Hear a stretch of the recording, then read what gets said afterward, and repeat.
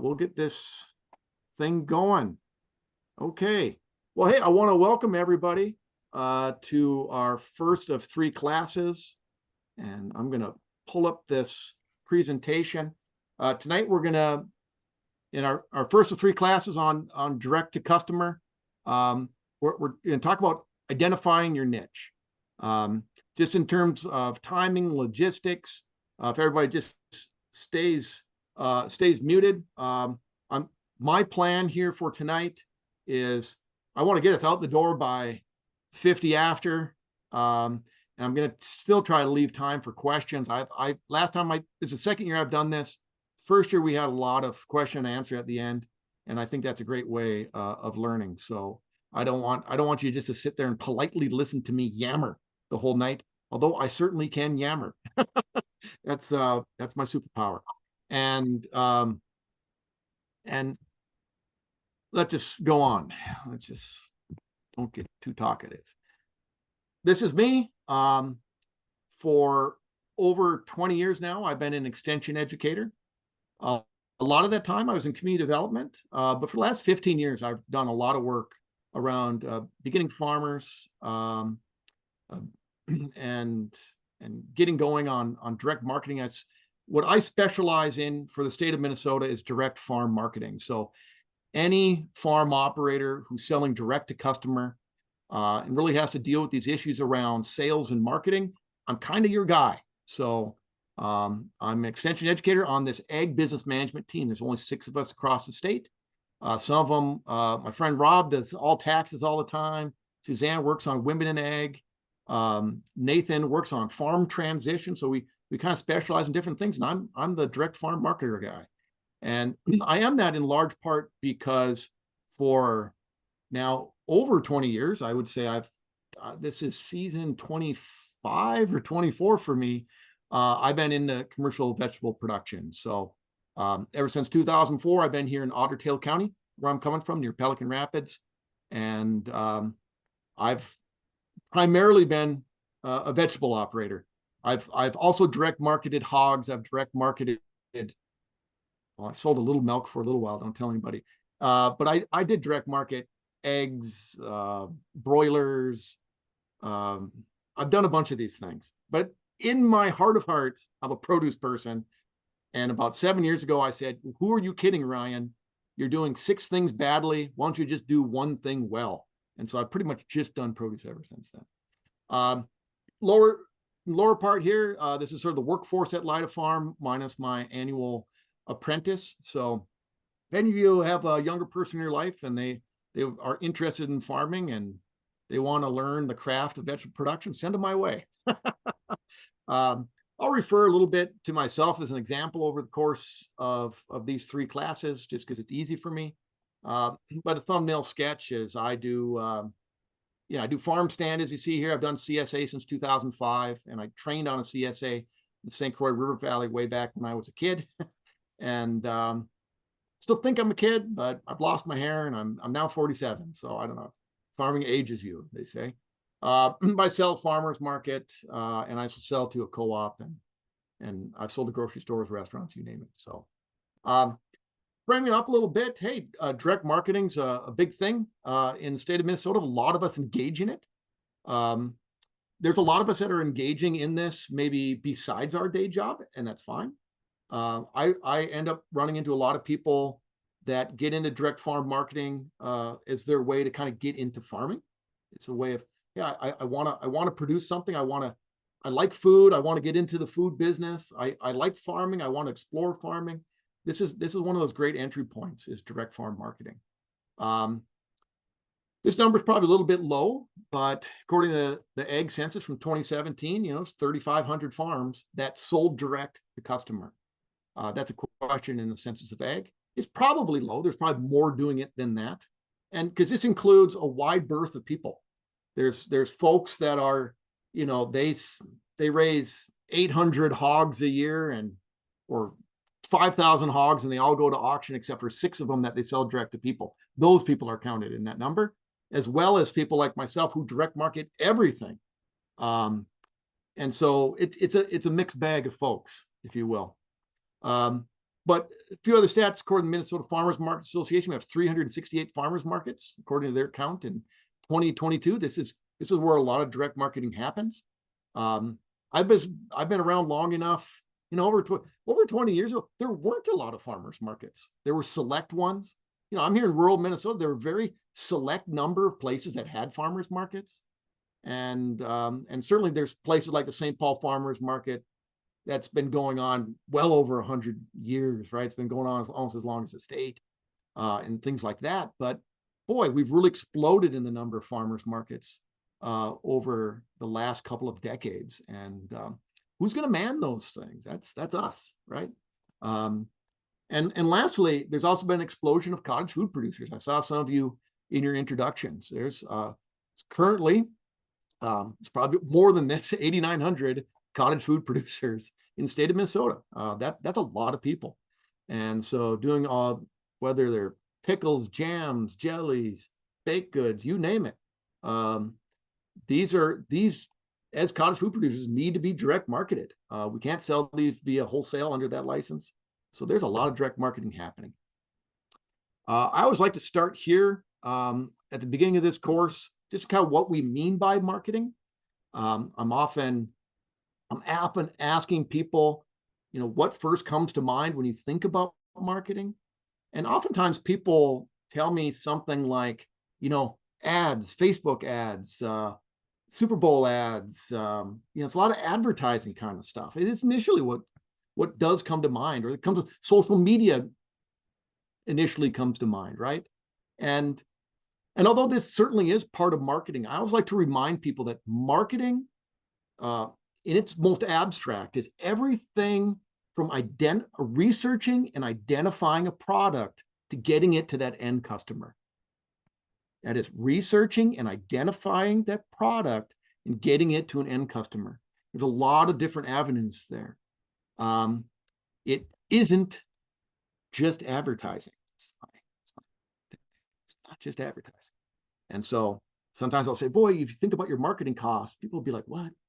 I don't advertise that much. I don't have much in marketing costs. Well, most of your marketing costs, and we're going to hit this in the third session, is just driving small amounts of products around. When you're putting those 3 dozen eggs in your car and driving across the county, that's a marketing cost, right? And so I boiled this down in terms of what I think are these 5 main components of direct farm marketing. It is that advertising part. It is image and promotion.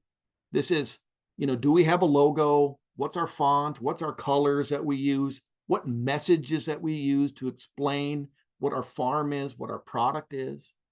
How do we differentiate our product from other products? Our friends selling duck eggs, are there grades of duck eggs? A lot of this kind of stuff. That's all image and promotion. How do we talk about ourselves? But I always argue that we could do that advertising, that image and promotion part extremely well and still fail if we don't do some of these other things well, right? And it could be said about any one of these other ones. We could do merchandising perfectly. And if we're doing the other things badly, we can still fail. So there's something to be said about these components working together, at least thinking about each of these components. And we're going to hit on those over the course of the 3 classes. So the other 4 are merchandising. That is, how do we present our product? If we're doing cut flowers, what size bunches? Do we have a range of bunches? What goes in the bunch, right?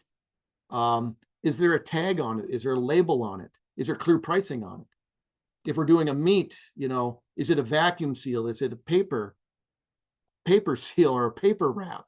Is there a label on it? How clear is it? Is there clear pricing on that? Is there something about the quality and where it's from on there, right? This is how we present it. If we're bringing that meat to a farmer's market, how do we display it? Or what does our display look like that would attract people to your stand, if you will? That's all merchandising. Customer service, we could be a really disorganized idiot like myself. That's my Achilles heel when it comes to my own business. I'm disorganized. I got too much going on in my head. But we could just be ornery. We could be not easy to deal with. All these are customer service things. There's also something to be said about like how we respond, right? How quickly do we respond? Do we respond? That's all customer service. The last two, just as equally as important, product mix. We decide what we're selling, what we're raising, and how we're selling it. And so as a produce person, I have I could have a very different product mix. I could grow and sell nothing but, I don't know, bushel boy tomatoes and bicolor sweet corn. Or I could sell teenage summer squash and microgreens. I'm still selling produce. The product mix is very different. The price points would be different. People that are interested in one might not be interested in the other. Or I could sell all of them, right? And so the product, what are the things, what's our mix of products that we're selling? And that combination can really make a difference. And lastly, it's pricing. And we're Midwesterners, so we don't like talking about that. We don't like talking about finances and pricing, but hey, it's an important part of it. And that's all the third class. Our agenda here for tonight, I'll hit a little bit on kind of what the flow of the class and those resources. We're going to hit on what niche is, and then two main components here: understanding our customers and customer segments, and what I call competitive analysis, looking at what other farms are doing in order to inform what we might do. All of you, and if you registered just this afternoon, you may not have gotten this, but about 2 p.m. or something, I sent an email. And in that email, there's an attachment to a workbook. And in that email, there is a URL for this class. If you go to that class page, you'll see the 3 videos from last year's class, and you will see where you can download the workbook, and you will see some reports, especially I have like 3 pricing reports on there that you could also download. And then also there's this direct marketing survey. If you took it last year, don't worry about it. Don't do it again. But if you haven't taken this direct marketing survey, it's just a very simple one, just a little bit about yourself, what you feel is important, and what you might want to learn more about when it comes to marketing. So it's a free class. In favor to me, just do that survey. It's helpful for me to keep going. Tonight we're hitting brand, or tonight we're hitting niche. Next week we're hitting brand. So we're talking more about promotions and branding. And the last one, we're going to be talking about those marketing costs and pricing. In each of these for each of them, there are activities in this workbook. My whole idea of the whole format of this class is, look, when you do a business, if anybody's tells you like they have the secret sauce, and if you just give them $50 or something, they've got all the answers, and then the business is paint by colors, they're probably lying, or they're just selling you something. Okay.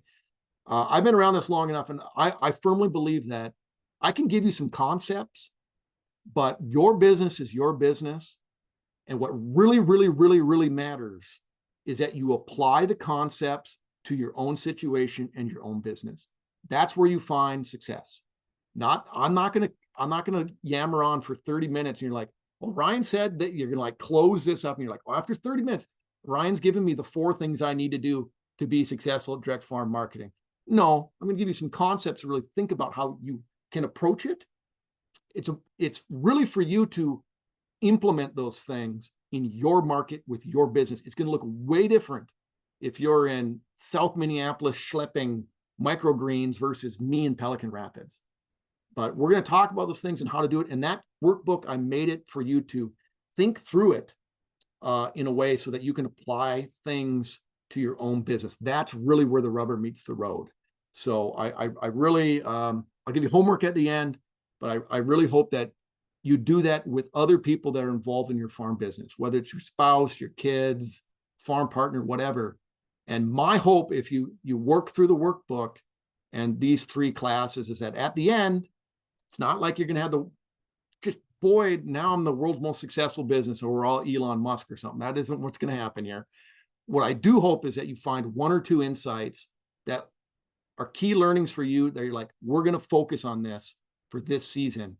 And I think that will make you a better business. That's what I can promise you. So, all right, let's go on. We think about niche. Here's the issue. A food business is good in large part because it's a large market. Everybody eats. But a challenge in the world of food is that it's also typically one of the easier businesses for anybody to enter into. And so like, you're like, hey, Ryan, farming's hard. Yeah, I know farming's hard. But honestly, if we just think about selling tomatoes, there's probably half of this country that has a tomato that they're growing in a pot in their backyard, right? It's really not that hard. It's not rocket science. So what we find is that food often is, especially direct farm market, something you can enter into. Again, that's what I'm saying. We see a lot of beginning operators in this area, but it's crowded. It's crowded. There's a picture of a food market in Brooklyn, New York, and that's definitely crowded, right? How, if you're a customer walking down there, how do you decide what stall you're going to, right? Who are you going to buy from? Who are you attracted to? And there's a lot of different components. And so that's what we're trying to think through. It's like, what can I focus on? Because if I don't have a focus, I might just become wallpaper amongst this whole mix of other people that are also doing something pretty similar to me. And so starting up with the niche is an important place to start. There are two ways that we're often finding a niche. One is what that product mix is, right? So look at this guy here, this hipster guy here over on the left. He's going long on greens, right? I think in his, I mean, this is my own take.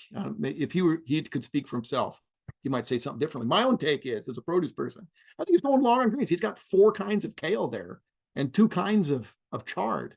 And you know, in a farmer's market, being in a lot of farmers markets, that's not a bad niche to play. You're the greens guy.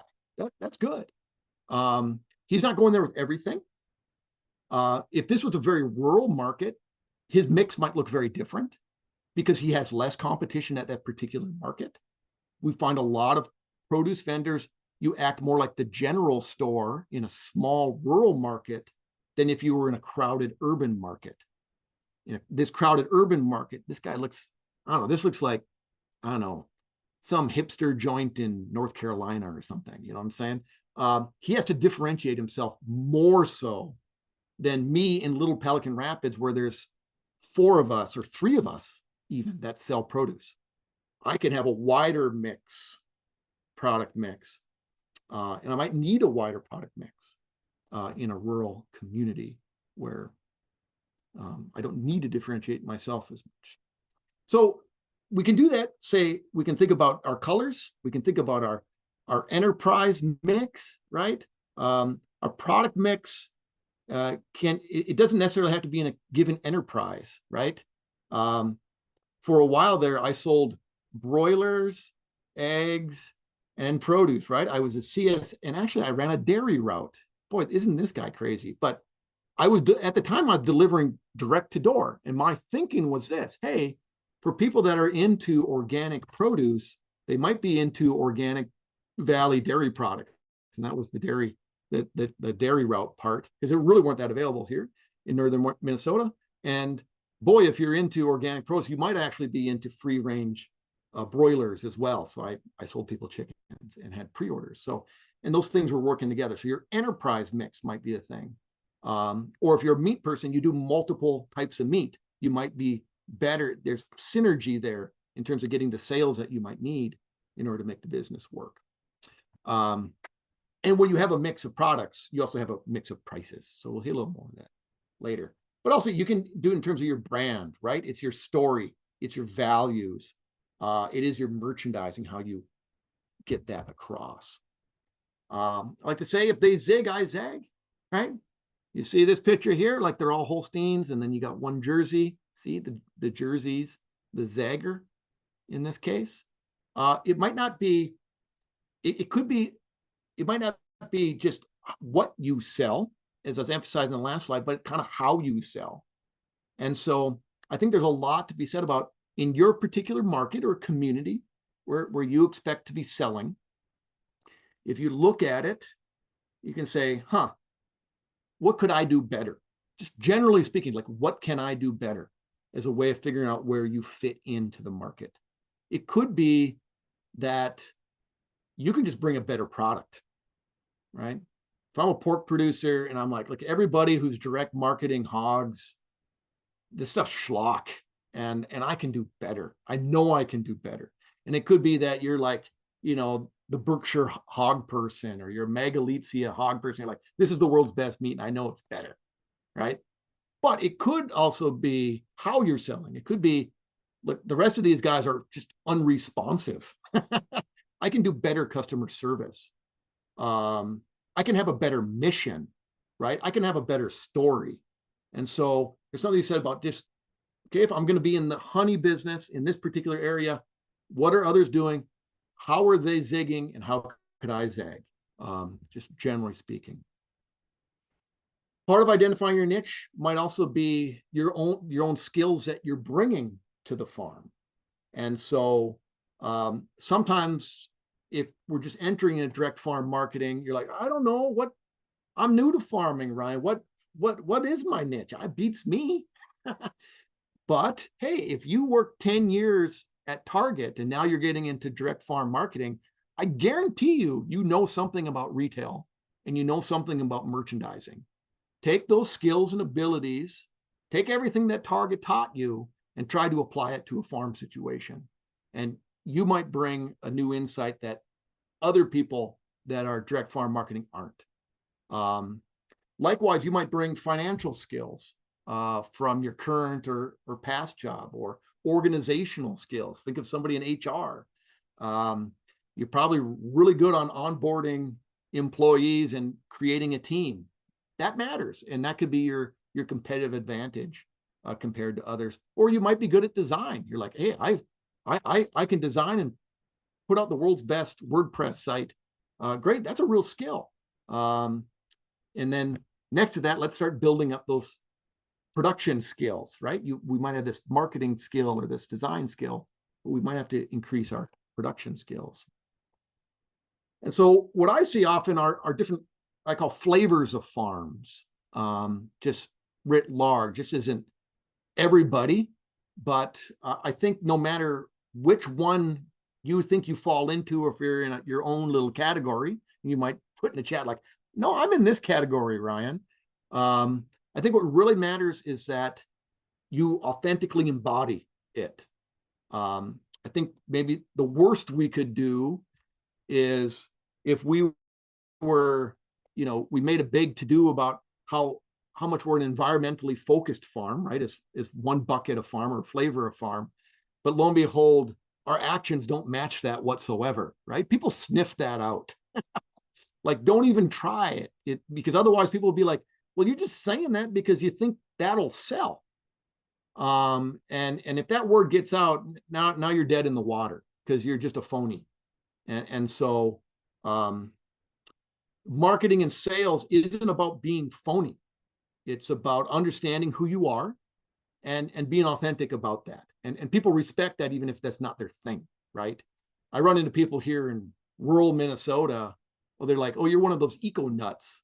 But at least you're really clear about that, Ryan, and you're living it, and you're walking the walk. So we appreciate that, even though I still think you're crazy. And that's okay, because they're not my customer anyways. You know what I'm saying? I'm not trying, I'm not, you don't have to be everybody's cup of tea. But in terms of flavors of farms, we see a number of farms that are really mission driven, right? And it could be in terms of environmentalism, right? In terms of these environmentally focused farms. But it could be that I've known many farms that are very involved in, say, hunger issues, and they might have a great partnership with that food shelf down the way. And that's an important part of their mission. Some that are very keyed in on growing the next generation of farmers or training. Some folks have a strong faith component to their farm, and that's part of their mission, right? And so, you might not be that farm. That's not something you would be on your shirt sleeves. There's also farms that really focus on a particular market, right? I met a person at I still call it the Moses Conference, but the Marbleseed Conference a couple of weeks back, and he was a chef, and now he's getting into farming. I'm like, well, you have a huge insight that I'll never have, right? Working in the kitchen and the craziness of it all. How does ordering happen? What's important to them? Are there certain grades of meat or grades of produce or the frequency of the purchase that really, really matter to him as a chef?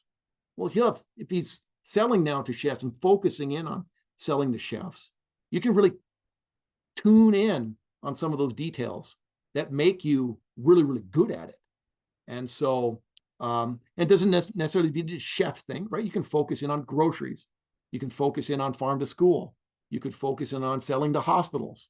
There's particular markets that you could really focus in on and maybe need to focus in on in order to really, really do that well. I've done a number of presentations on like wholesale selling. And what I find is a lot of people who are like, well, I'm successful at a farmer's market. Why can't I just sell to that chef down the street? Why not? Well, part of it is that these guys are really picky buyers. Is part of it. If you think about someone who's a chef is an expert at buying food, and they do it very frequently, and they're a little harder to wow or impress than your typical middle-aged lady shopping at a farmer's market who you could sell rocks to and she would be happy, right? She's like, oh, I just love the whole thing. I love what you're doing. No, this person's a much pickier customer, right? And so there's a quality issue that may come into play. And lastly, I find a lot of producers are just like, hey, I'm a meat and potatoes producer. Look at this guy here. I mean, I look at his stand. He's selling some basic stuff at a basic price. That's all I'm trying to do here. And say in rural Minnesota, there's probably a majority of our farmers market vendors. Yeah, I'm not trying to wow anybody. I'm not organic or whatever. You know, I try to just grow a good product and sell it at a good price. I'm a meat and potatoes farm operator. Great. Same thing in the world of meat, right? The guy is like, hey, I don't even buy this grass-fed thing. I like good old-fashioned corn-fed beef at a reasonable price. I'm not trying to do anything fancy. And there's a lot of people like that direct market, and they do just fine. If your price is too bad, you can't play that game too much, because if your price too bad, then lo and behold, you're going to be out of business in a few years, right? The people I run into are like selling eggs for like $2 a dozen. It's like, this doesn't add up. I don't, at some point, finances come into play. But again, that's authentically who they are. So again, two ways of really trying to find our niche. The number one that I always start with is understanding your customer. And so I will say this, most farm operators are what we call product people. That is, we think about the product first, and then we figure out how to sell it. So we're product people. That's very, very common for farm operators. So we think like, hey, I can grow the world's best tomato. I can raise the best marbled steak. I can put out the best raw honey. And that's what you think about. That's where the focus is. Whereas I'm always trying to get farmers to say, look, think about it slightly differently. Think about it as a marketer. A marketer wouldn't start with the product. The marketer would start with the market. Who are the customers in your market that you see yourself selling to? And based on what they're looking for, or what's not available in that market, or what there's only inferior stuff currently in the market that they're buying, based on that information, then you decide on what you're going to raise, right? And so it's kind of the opposite, sort of flip way of thinking about it. Any of you run into me for more than 10 minutes? When I explain my customers, I like to talk in terms of customer segments. That is, what we're doing is we're breaking customers into groups. That's what a customer segment is. And if you've known me for 10 minutes, you probably already know what I'm going to say. I have found in my experience that I have three main customer groups: minivan drivers, Buick drivers, and I call them Volvo drivers, but most of them drive Subarus. And I got these three pictures here that sort of illustrate them. The Buick drivers are these little old ladies down at the bottom. In a rural farmers market, I almost guarantee you most rural farmers markets, these ladies are probably half or more than of the people walking through the market. They might not be half of the sales, but they are weekly shoppers, but they don't buy much. they absolutely love going to a farmer's market, in large part because they were on the farm when they were younger, they garden themselves, they love going there. It's a weekly outing. They love the experience. They like meeting their friends, but they certainly are price sensitive, and they don't want 2 pounds of tomatoes. They want 1 tomato, and they don't want, my massive bunch of onions here. They want 1 onion because they're just feeding themselves oftentimes. And so they're different than our minivan driver, our lady up here on the left, who's usually in her 30s or 40s. She's got some kids in tow. She's feeding a family, right? She's bringing the kids along because she wants to bring them to the farmer's market. It's a nice outing. So that's the experience part. And she wants not 1 tomato. She wants the quart or more. She would take a deal, but she's not as price sensitive as the Buick drivers, right? The Buick drivers are on Social Security. Her and her husband might both be working. They're not tight on money, but they're not just throwing money away either. They're usually looking for the standards, right? I want just standard cucumbers, just feed the family healthy foods. And then on the right, we have Jennifer Gardner, who is my stand-in for the Volvo driver. And I always joke to say that she's got hundreds in her hands and she doesn't really care what those carrots cost that she's looking at. But these are folks who earnestly do care where that food came from, how it was produced. They will ask you whether it's organic or not, but they're not price sensitive. They're not idiots. They're not going to go and say, yeah, I'll give you $300 a pound for magic apples or something like that, But if you were at like a higher organic price, they wouldn't be deterred by that at all. They'll buy different things at a market. And these are people that will buy fresh fennel because they're buying it for a dinner party that they're going to that night, right? They read Martha Stewart. They watch the Food Network. They're typically higher educated people in their, I don't know, anywhere from the late 40s into their 60s, typically. And these are the folks that I see at my farmers markets or CSA. My CSA customers are almost exclusively Subaru drivers, Volvo drivers. Like I said, at the farmers market, rural Pelican Rapids, the Buick drivers are probably the majority of the people going through there. Although they're probably only maybe a third of the sales, if you will. So what matters is you get an understanding of your own customers. And even if you're just starting out, you're like, I don't really know that yet. At least kind of get a model in your mind about who you think you're selling to, right? And then after 1 year, you can test that, right? I thought I was going to be selling to Volvo drivers, and I'm running into nothing but Buick drivers, right? You can come up with your own names. You don't have to use my groups. Okay, that's just my observation. But I always like to say, you want to start to get to be an expert at understanding customers and getting a feel from it. Gets easier the more you do it, right? 10 years in at farmers market, you're going to like know these people. You can group them in just intuitively. You can just group people. It's very easy after a while. But you do this by observing people, learning from them, interacting with them, asking them about like what products they're looking for, how things work. You start seeing patterns. And you can do this. You can do this by just visiting a grocery store. Who are the types of people that are buying what types of products? I always say you can like hide behind the potted plant or something. You don't have to do it in a creepy kind of way, but you can observe people and how they shop. And it's kind of a fascinating thing. And so there's 2 activities in that workbook where you can just start sketching this out, right? You say, hey, I've done CSA here and I sold direct to customers for a few years. Hey, start grouping out your different customer segments. Give them a name. What are their demographics? What's their age, income? Are they wealthy, not wealthy? Are they sensitive to price? Yes or no? Do they have certain habits in terms of how they shop?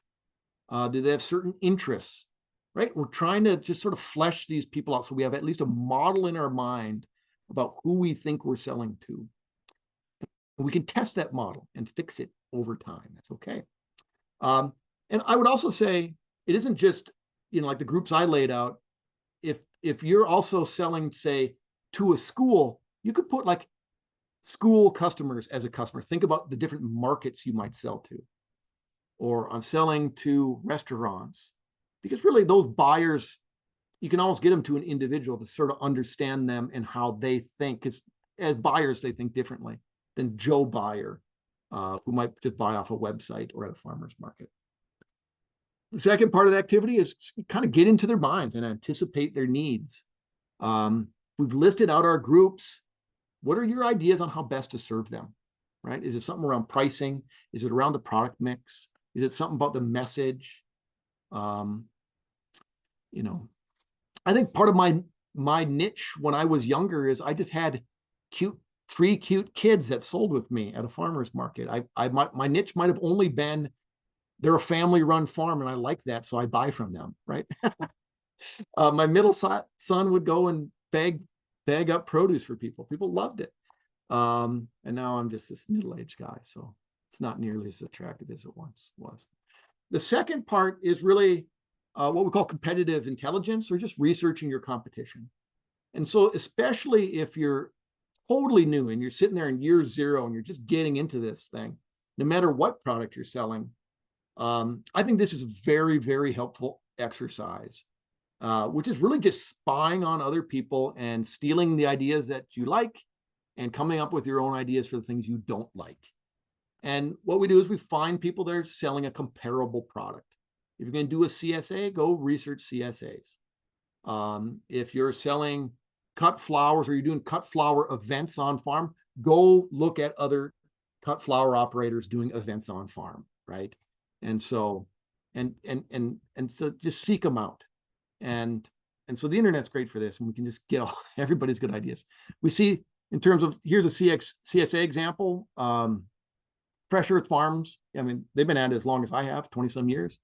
And I think they're just south of the cities. They have on-farm pickups. They have drop site pickups. They have couple shares, family shares. You can see their price points. You can see how they explain those shares and what people get. They have add-ons. Okay, I don't do add-ons. Oh, that's an interesting idea, right? What's the price of the add-on? You know, how big is a winner share? You can get into those details. Oh, you can add delivery. Look at this, $55. I can add a delivery. So you can see what it is that what the product is that they're selling. You can also see their key messages. How do they present themselves? Oh, there's this part about local and authentic farm, a bit about nutrition, sustainable, how things are raised, and they're raised sustainably. And then they talk about these add-ons. Well, that might be their differentiator. How do they differentiate themselves from other CSAs in the Twin Cities? Well, we do all these other add-ons. That's kind of a fun thing. And of course, there's the pictures. A lot of things are visual of the product itself. This is a box for week 2 that they put up online. And what's in there? Is my product as good as their product? Is there a quality thing I can look at by checking them out online? We can do the same thing with beef, right? Minnesota grown. You could go to Minnesota grown and find anything, really. Backhome Farms, I believe I met her, or she's in a session of mine. These guys do a great job. We'll go to their website off of the Minnesota grown thing and check out, like, how do they sell? And it's really neat. They do a wide mix. They sell meat, a wide range of meat, pork, poultry, beef, ducks or something. I don't know, a whole range of meat. And they also sell it in a lot of different ways, right? You can place an order for pickup. They have a meat CSA. They sell at a Park Rapids Farmers Market, or you can buy a quarter, half, or a whole from them and pick it up at the local locker. So, you know, how are they presenting how to buy from them? When is it available? How do you order? What are their payment options? And most importantly, is there a clear call to action? And on theirs, it very clearly is, you know, place an order for pickup right here. Click this button. Too often we don't. I know it's a Midwestern thing. It's good to be very clear about how people can buy from you, if you will. Second is, like, what do they sell? You know, okay, this gets at that issue, that product mix. And so in this, I always like this cute little thing. I always say, everybody ought to have some kind of a gateway drug that they're selling that gets people in the door, right? That the hardest sale is the first sale. And if you can get somebody to buy something from you once, there's a greater chance that they might buy something from you again. And so in this instance, you know, I picked out this thing, that this sausage sampler bundle, right? Meat people are doing all these little bundles all the time, but boy, look at this. It's a smaller bundle, but it's 18 bucks. If I saw this at the market or I saw it online, hey, that's an easy buy for me as a customer, right? That's that gateway drug. I'll do this one purchase from these folks and check out their product. And so what we're looking at here when we're looking at other farms is, what do they sell? Are they selling in packages? Are they selling in bundles? Are they selling, do they have a range of prices, if you will? Do they have a range of products? Because the more we can have a range, the more we can service a wider mix of customers, right? And so we might be impressed by their pricing, or we might be like, oh, they're pricing themselves out of the market, or they're just focusing on high value customers. Any of these things are options in the world of marketing, but it's worth checking out what they're doing. Last, it's like, what's their brand? They have a great voice, great personality, a great look. They got this little tagline, local meats, taste the difference. I like that. It's short and sweet. And the way she writes on the website, I assume it's her, I mean, their personality really comes through, and that's a great thing. And lastly is, how do they promote, right? You can look at their people's social media, and I always say, well, just because you do social media doesn't mean it's successful, right? And you can look at other folks and like, what actually is getting shared, what actually is popular.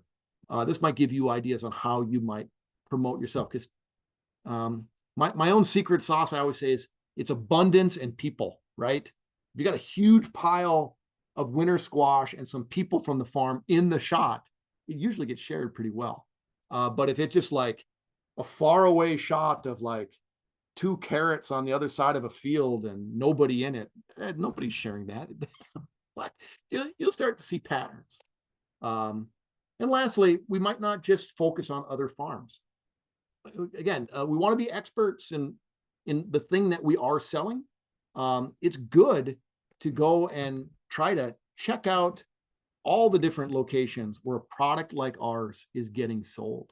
And so that might be walking in your neighborhood Coburns, walking into Lunds or Byerly's, walking into the Wedge, and seeing how some people nationally are merchandising your product in terms of, and pricing a product similar to yours.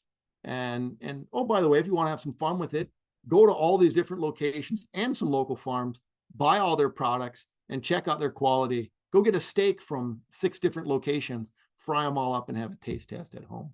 And then you can look at some of these details and say, I like this, I hate this. Because especially when it comes to merchandising, the product details matter. They matter quite a bit. And so if you're a cut flower operator, you know, not every bouquet is the same, right? You could do what I used to do for a few years when I did cut flowers. I just did the world's most basic prairie flowers. It's like zinnias with 2 rudbeckias and one other sad looking cut flower, or you could have these massive dahlias and these hard to grow lilies and everything all mixed together. I mean, it's a very, very different product. It's a very different product. Here's an example. They're selling by the size.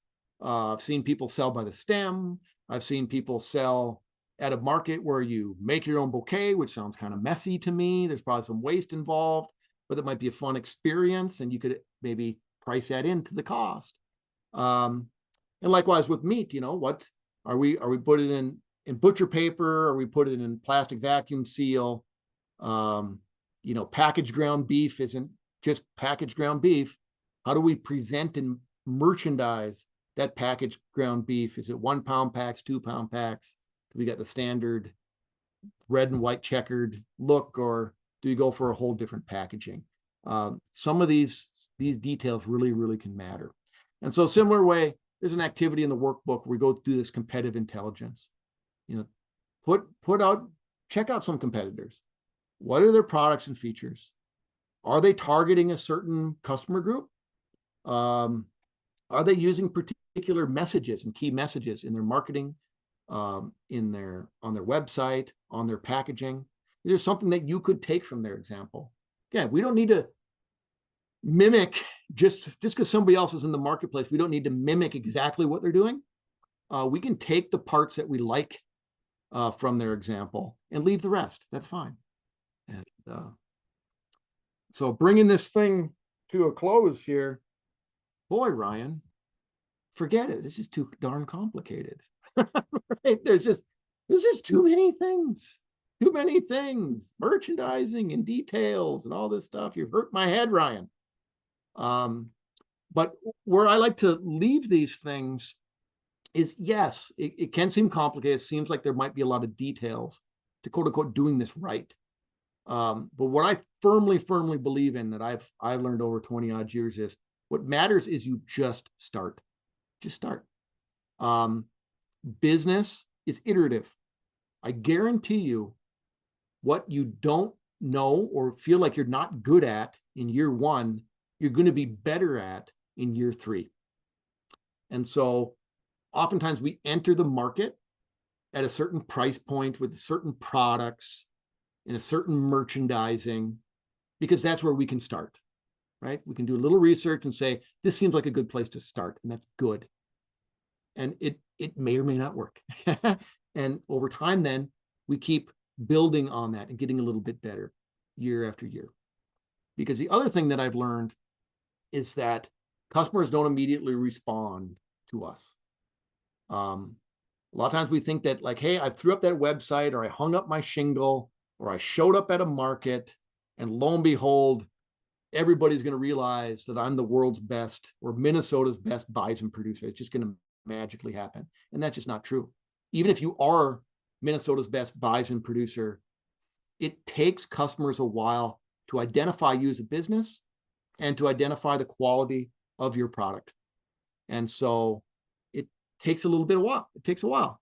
Some it doesn't ever happen in year 1. Oftentimes it might take year 2, year 3 until people begin to realize that. So in summary, we're investigating some ideas just to land on some offerings here when we're looking at our niche. We're looking at our customer groups. We're going to do some competitive intelligence to get some ideas for promotion and to get some ideas on how we're going to develop our products, or what products we're going to do. And so my homework for you is to do those section 1 activities around customer segments, competitive intelligence, and discuss with other people on your team. Okay. And so with that, I will stop sharing, and maybe we have some questions. I'm doing this chat all myself here, folks. Let's see. Oh, Lisa says middle-aged ladies are much more discriminating. This is some truth to the, yeah, I hear you. Don't start small and don't quit the day job, eh? Yes, it's true. Thank God we're not Elon Musk. Well, that's true too. Lisa, you got some good ones here. Anybody want to unmute to ask a question? Sorry, I couldn't resist. I used to think that I would like a Tesla, but after the last couple of months, no, he's definitely not my role model. True enough. True enough, Lisa. But it was a very interesting presentation. I've been at this for 30 years and yeah, have done a little bit of everything. And one plug I would put in for anyone that's close to Western Wisconsin is I had the opportunity to participate in something through the Small Business Development Center. That would be a good sort of complement to your presentation and workbook. This was an opportunity to develop a small business plan, and it was subsidized by a grant that they got. So you only had to pay a small portion if you in fact produced a business plan, and they gave you the software to do it. And then at the end of the day, I was invited to 3 farms were chosen to participate in an ag marketing workshop with a bunch of students at UW River Falls. And that was just a wonderful experience. And they helped me develop my new brand. So, fabulous. Yeah, that was really, really good. So if anyone's curious about that, or Ryan, I could send you information about that Small Business Development Center. Yeah, that's great. Yeah, that's great. Yeah, thanks for that recommendation. And I know SBD, Small Business Development Centers in each region of the state of Minnesota. A lot of you Minnesotans, Some will take calls and work with us as farm operators. Some shy away from farming. That's just my own local knowledge here. But yeah, if you see an opportunity like that, take it. Great. Pansy asks, okay, Lisa, that is a good point. The other Lisa says, be sure to find a market for your product before you go all in. Yes, that's right. So we can wade in and test our products and see that they match up very well. Pansy asks, can you sell farm processed meat at a farmer's market? No, you can't. There is in Minnesota, we do have what's called a poultry exemption. You do have to sign an exemption saying I am doing on-farm processing, but part of that is that people are coming to pick up from you on farm, so that on-farm processed part. I don't think that's the case with hogs and beef. It could be wrong. Please go to the Minnesota Department of Ag site and figure that out. Oh, Heidi, you got some insight? Is that where you're in? Poultry and rabbit is the only exemption, but there is some level of inspection where you can have a big enough, invested enough into your on-farm processing where you can sell off-farm, but it's not easy. You have to be inspected and work with the Department of Ag. Yep. Caesar says, I'd like to learn more about the most effective sales channels for farmers. If you could only choose one, would you focus on CSA or farmers market? That's a great question. I've done both for over 20 odd years. I would say they're different. I would say it has to do with your stage of development. I would recommend anybody year one to start at a farmer's market. I wouldn't necessarily recommend anyone in year one to start a CSA. And I think a lot of it just comes, if you're confident in your growing, you can do it. But I think there's also a challenge there, right? If you're just new, you can find yourself sort of in a bad place. You could be 8 weeks in on a 16-week CSA and you're just like, I'm falling apart, because it can be a wild ride. Because you just need to grow many things well. And if you have that experience, a CSA is really good because it's that base level of sales. For us, at 60% of our sales, I call it our base load, if you will, and everything else is kind of gravy over and above that. Whereas I would recommend, I feel there's a lot to be said about getting that face-to-face experience, really testing your product and testing your ability to grow well at a farmer's market, and go from there. You'll get a lot of insights quicker. Great. Carl, you got a question? Yeah. I got my hand raised here. Whoop, there I am. I wonder if you could say a few words, particularly CSA and farmers market, the extent to which it's helpful to be a people person and, as opposed to, let's say, an introvert. I mean, to know yourself. And I think you know what I'm asking. You got to deal with people.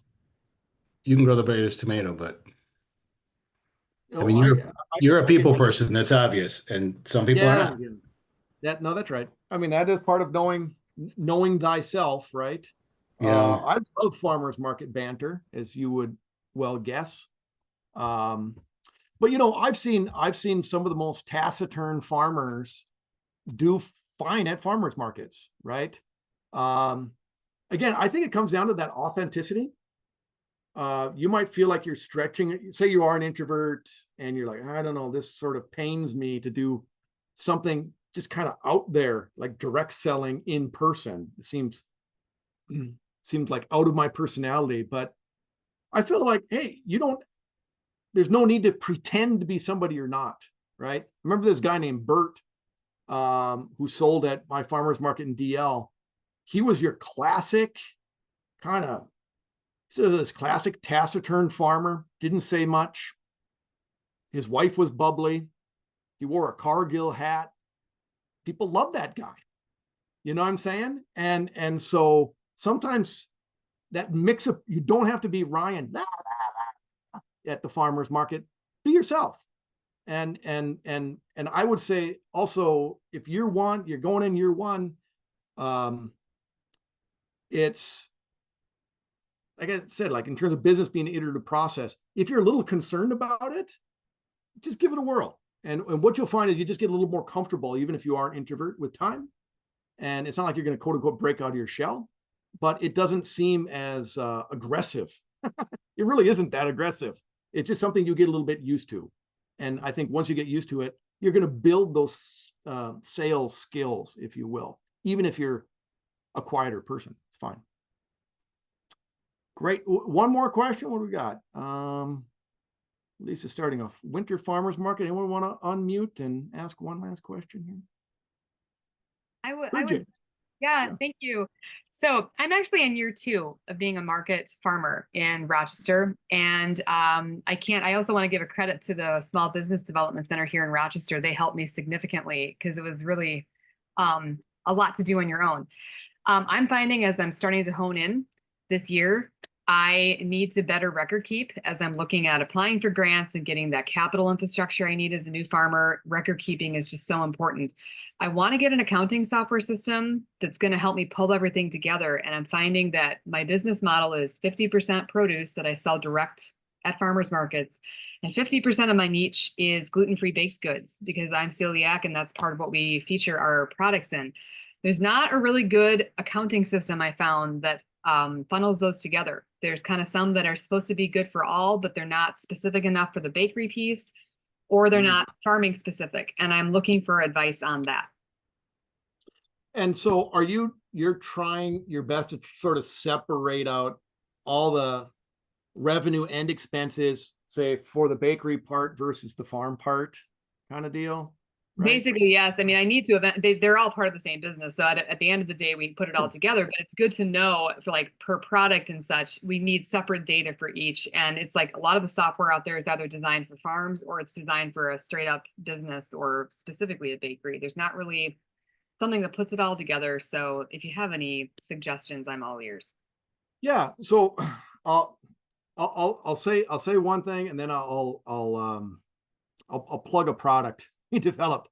I developed this very simple ledger that's Excel based, and because basically the issue you're dealing with is you need a chart of accounts where you can break things out according to your own personal chart of accounts.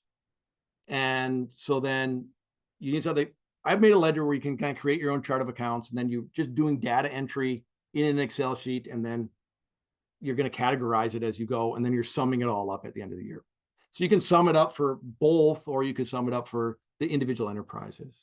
But if you wanted to invest, I mean, basically any of the big ones like QuickBooks, you'll just deal with things called classes, right? There's definitely, yes, I agree. There's some specialized farm ones, but the most major accounting software is QuickBooks. I do it record keeping for a co-op. And there what we're doing is we're using classes and we just set up a chart of accounts in QuickBooks, and we have separate classes. We can split apart the enterprises. And, people lose their minds on QuickBooks because it's super expensive. They just keep ripping people off, in my opinion, especially small business operators. So some people are transitioning to others like QuickBooks, which should be able to do the thing as long as they have you can have classes. You should be able to do that just fine. Like Ambrook, if you've seen that, or there's a whole bunch of others. Does that make sense? I'll send you that ledger if it's at all helpful. That would be free. So Excellent. That makes perfect sense. Thank you so much for the recommendation.